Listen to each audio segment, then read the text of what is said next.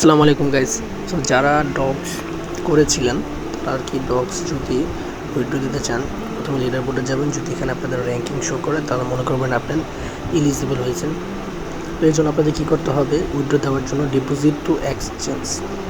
So deposit two exchange click করবেন, exchange select করে কন্টিনিউতে ক্লিক করবেন। কন্টিনিউতে ক্লিক করার পর এখান থেকে বাইন্যান্স আছে, OKX, বাইবিট, বিটগেট, get.io সবগুলোতে আপনি এটা টাকা উঠাতে পারবেন।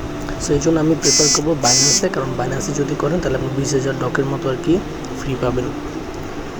ঠিক আছে, তো বাইন্যান্স সিলেক্ট করবেন। বাইন্যান্স সিলেক্ট করার পর সেন্ড হিয়ার।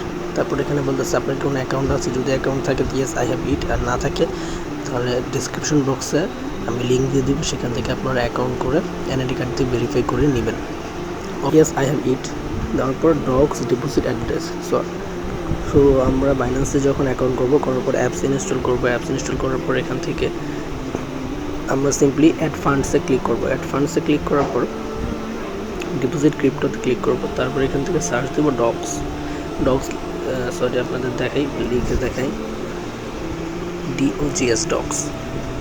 সো ডগসে ক্লিক করবো। ক্লিক করার পর এখান থেকে টোন, যেখানে সিলেক্ট করবো টোন কয়েনে সিলেক্ট করার পর ওকে দেবো। ওকে দেওয়ার পর এখান থেকে একটা অ্যাড্রেস দেখাচ্ছে, আমরা এটাকে কপি করবো।